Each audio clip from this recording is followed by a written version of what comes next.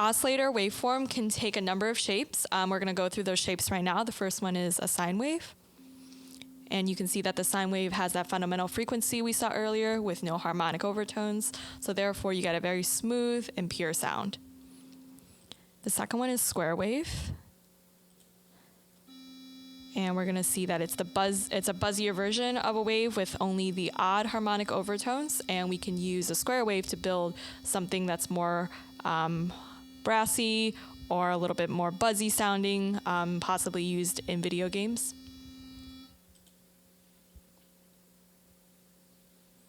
Triangle wave is similar to the sine wave, a little softer, unless assuming you do have some more harmonic overtones, so you are getting some more edge. And triangle wave is great for building like flute sounds and making some organ sounds.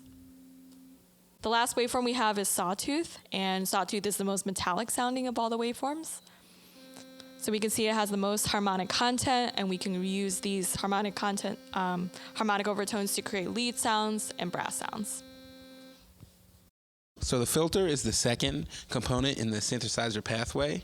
The filter allows us to remove overtones from the audio signal, or essentially the signal created by the oscillator. As you saw, the oscillator is going to put out these waveforms that have a lot of frequencies across the whole band. And, you might want to use them, but natural sounds don't really happen that way. And sounds that are pleasant to us actually only operate in a few frequency bands. So we use the filter to cut out or accentuate some of the frequencies that are being put out by our synthesizer.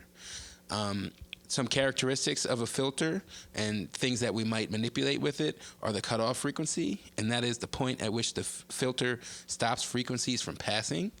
And we can also accentuate frequencies using the resonant peak or Q function of the filter. That allows us to emphasize specific frequencies that happen directly at the point of the frequency cutoff. So you can basically cut off frequencies, or you can add frequencies or accentuate them using the filter. So filter resonance, like Chris said, is used to accentuate the frequencies near the cutoff. So on this graph here, we can see that we get the cutoff frequency near where the graph drops off in the first graph, and where we add resonance on the second graph, we get a peak, which is the increase in resonance around that cutoff frequency. And by playing this video, we can see that as we're adding resonance, the amplitude will increase generally. So there's 4 common filter types that occur in synthesizers. So a low-pass filter is a filter that allows us to remove high frequencies while letting the low frequencies remain. If you look at our chart, our graph, our picture, our image, whatever you want to call it, you can see that the white area is the area upon which frequencies are being acted upon. So those frequencies are not being allowed to go through. The blue area are the frequencies that are being allowed to go through. So with this low-pass filter, you're stopping whatever high frequencies you desire that are above the cutoff frequency, and you're allowing any low frequencies that are below that cutoff frequency to go through. And you use this filter to make your sound kind of sound darker, to take harmonic content out, to make your sound smoother, or on any of the waveforms, you can kind of approximate the sound of a sine wave by removing all of the overtones except for the fundamental. The high-pass filter acts in basically the opposite way of the low-pass filter. The high-pass filter removes frequencies below the cutoff frequency. So if you look at our image, you can see that now on the left side is the white area. These are the frequencies that are not being allowed to come through. These are the low frequencies. On the right side is the high frequencies, and they are being allowed to come through as long as they are above the cutoff frequency. You would use this high-pass filter to make your sound seem brighter or thinner or even harsher. As you remove these lower frequencies, you kind of lose the softness and the bass tones of any kind of sound. The bandpass filter is another kind of filter. This allows you to allow only a small band of frequencies through, and essentially has 2 cutoff frequencies, one on each side. And if we look at our image, you can see basically there's kind of this like mountain shape.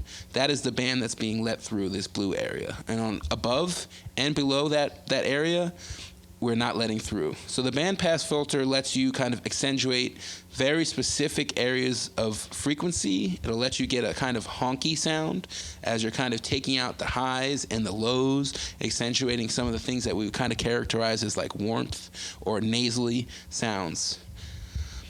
So the notch or band reject filter is the last kind of filter we'll talk about.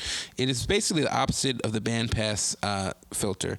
It's going to reject a narrow band of frequencies, and it essentially has, again, 2 cutoff frequencies, but outside of the cutoff frequencies is where it will let frequencies through.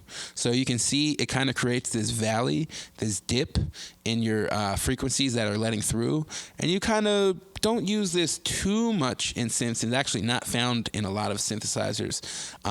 It's used more often for recording and kind of making space for different sounds. But you might find use for it in a synthesizer context.